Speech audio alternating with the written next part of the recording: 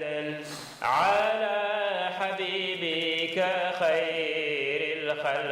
peut dire que si on prend la chaîne revendiquée ouvertement par Seydi El Hadji Malick Sy, on l'a de la manière que voici.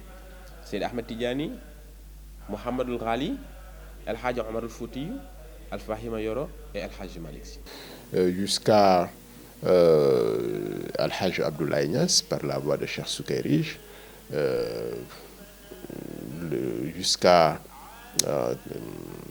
la famille Ndiéguène à Thiès. Thierno Amadou Baro, c'est plutôt El Hadji Malick qui est leur silsila, n'est-ce pas? Thiénaba avec Cheikhou Ahmadou Cheikh Amadou de Ouré Madiou. En fait, c'est lui le chef. Ensuite, voilà. Mais dans la silsila d'El Hadji Malick Sy, depuis El Hadji Malick Sy, nous avons le khilafa, ou bien la khilafa est restée dans cette famille-là. Ensuite, après la mort d'El Hadji Malick Sy, Serigne Aboubacar Sy. Ensuite, El Hadji Mouhamadou Mansour Sy. Ensuite, c'est Cheikh El Hadji Abdoul Aziz Sy Dabakh. Ensuite, Seydi Mouhamadou Mansour Sy Borom Daara Ji.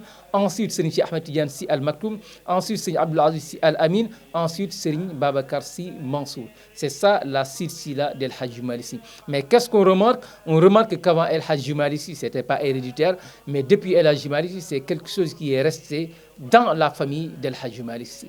Pouvez-vous nous présenter le portrait physique, moral et intellectuel de Seydi El Hadji Malick Sy? Sur le portrait physique, je ne vais pas m'y attarder. Tous ceux qui l'ont connu disent que c'était un très bel homme. D'ailleurs, il suffit de voir la photo qui nous est parvenue. C'était un être charismatique, beau, gentil, simple, lourd en connaissance, en pouvoir mystique, mais très effacé et très humble. Il a pu donc être ce que j'appelle la synthèse des extrémités. Il était lourd tout en étant léger. Il était puissant tout en étant docile. Il était charismatique tout en étant accessible. Il y a des caractéristiques très caractéristiques. On nous a dit qu'il était très élancé.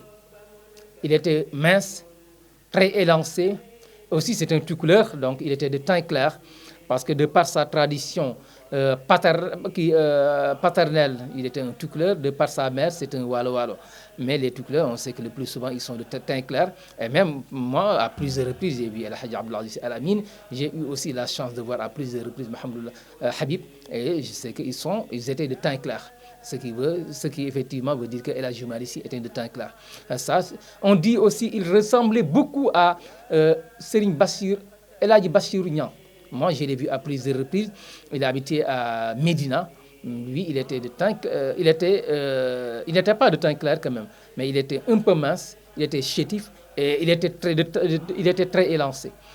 Par contre, sur le portrait moral et intellectuel, c'est ça qui est intéressant, parce que nous avons des écrits qui dressent Seydi El Hadji Malick Sy. Quand Cheikh Ahmed Tidiane décrit El Hadji Malick Sy, il lui dit Ara Malikan fi sultatin min jalalihi wa min ajzihi hatta stahartu bi halihi lakinnahu yasta'milu al-aqla dunaha. Il dit El Hadji Malick Sy est à cheval entre deux pouvoirs spirituels. Le premier pouvoir, c'est le Sultatul Jalal. Sultatul Jalal, ça veut dire quoi? Sultatul Jalal est un pouvoir mystique qui fait que si demain tu croisais un lion, le lion va fuir par peur de toi. Le Sultatul Ajz, c'est celui qui a la Sultatul Ajz, il est incapable de tuer ne serait-ce qu'une mouche. Il dit que El Hadji Malick Sy était entre ces deux sultans. Par contre, il n'a utilisé ni l'un ni l'autre, mais il utilisait al-aql, son intelligence, son intellect et sa capacité à raisonner.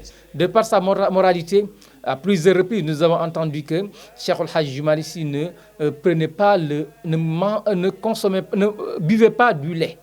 Parce que tout simplement, il disait qu'il ne sait pas est-ce que l'animal, le bœuf qui a eu à donner ce lait-là, est-ce que le bœuf a... comment on l'appelle, est entré dans le champ d'autrui ou pas. Donc, puisqu'il y a des mutashabihat, puisqu'il y a des doutes, il préfère donc ne pas boire le lait du bœuf. Donc quelqu'un qui évite les mutashabihat, quelqu'un qui évite les choses douteuses, a fortiori les choses qui sont illicites. Ce qui fait que le portrait d'El Hadji Malick Sy, sur le plan moral, on peut le qualifier d'intellectuel. Mais un intellectuel hors du commun, qui a enseigné toutes les disciplines, de telle sorte que Al-Hadji Abdul Aziz Dabakh, dans l'un de ses poèmes, va dire Kullu shuyuqi wa in jallat maratibuhum illa talamizu, c'est-à-dire tous les grands maîtres devant El Hadji Malick Sy sont obligés de se considérer comme des disciples, c'est-à-dire que personne sur le plan intellectuel ne fait le poids devant El Hadji Malick Sy. El Hadji Malick Sy, il avait un métier. El Hadji Malick Sy était un grand cultivateur. Nous avons connu les champs de Diacksao, les champs de Diamaguène, les champs de Gossas. Donc c'est les champs qui appartenaient à El Hadji Malick Sy, pour vous dire qu'il il mangeait, il buvait à la sueur de son fond. Et ce qui veut dire que El Hadji Malick Sy, quand on le présente, on doit le présenter en tant qu'intellectuel. Et c'est par le biais de l'intelligence, c'est par le biais de l'enseignement, c'est par le biais du culte du savoir qu'il a pu réussir tout ce qu'il a fait. C'est-à-dire que c'était vraiment un intellectuel, mais un intellectuel accompli, un intellectuel dans le sens plein du terme. Maodo, c'est lui qui est allé dans les daara personnels. À part son initiation, il s'est levé, il a dit, je vais à Louga pour voir le meilleur de grammaire. Je vais à Bakol pour voir le meilleur de Nahou grammaire. Le meilleur de Sira, l'histoire du prophète. Je vais aller à tel lieu pour apprendre le Coran. C'est lui qui se déplaçait pour aller vers celui qui était le meilleur en telle matière. Raison pour laquelle il avait une agrégation dans toutes les matières sociales. C'est un savant. C'est un savant. Mieux, à chaque fois qu'il rencontrait un cheikh, il lui transmettait aussi un savoir que l'autre n'a pas. Raison pour laquelle dit-on que Maodo était le maître de tous ses maîtres. Parce que tu es bien en Nahou. Il prend ton niveau de Nahou et il te donne le niveau de Coran que tu n'as pas. C'est un homme disposant de Makarim al-Akhlaq. Imaginez-vous, comment il a écrit le Khilas. Il nous montre que tu ne dois plus parler sur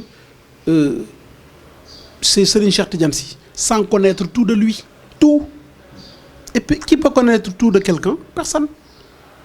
Maodo, il te dit dans le Khilas, première phrase, il n'a même pas sorti le livre pour que les gens lui donnent quitus.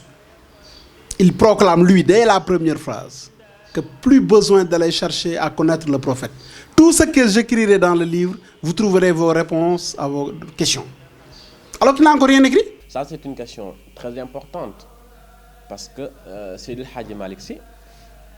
Ce qu'il faut comprendre, c'est que très tôt, il a il a accordé beaucoup d'importance au travail. On connaît l'importance qu'il accordait à la culture et au chant. On se souvient du chant de Diacksao, mais pas que, il y avait aussi Ndiarné qu'il cultivait pour ne pas vivre avec l'argent des disciples. Pour les activités socio-économiques, El Hadji Malick Sy, je le dis et je le répète, il a été un cultivateur. Aussi, il a été un commerçant.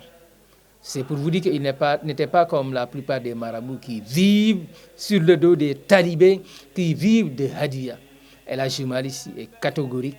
Il était contre le système hadiya. Quand le Français lui a dit, après tous les renseignements généraux que nous avons sur toi, dis-nous ce que tu veux, il a dit trois choses.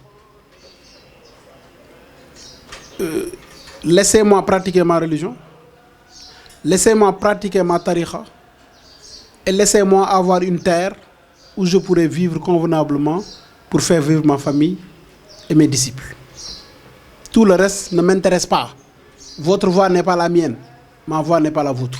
El Hadji Malick Sy est l'un des... Il était un visionnaire quand même. Il a peut-être pensé que ce qui manquait au Sénégal, c'était des lieux de rassemblement des disciples.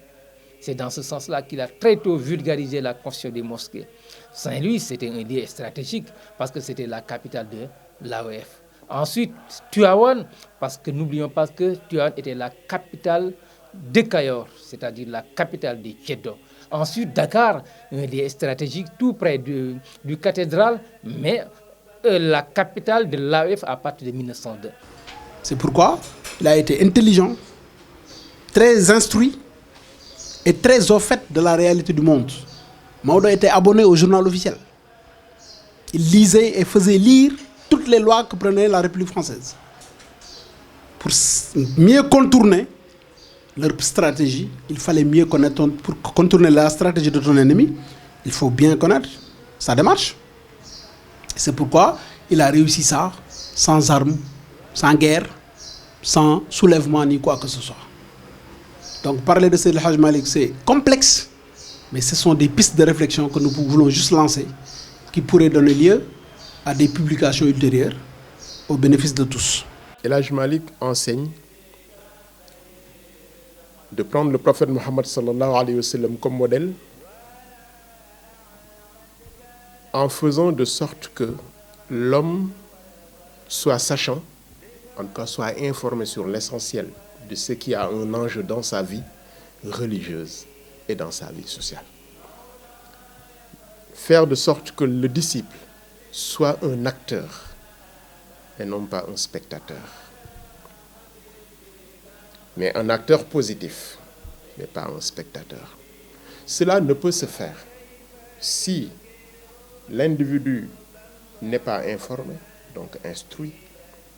Cela ne peut pas se faire si l'individu n'est pas vertueux, donc éduqué.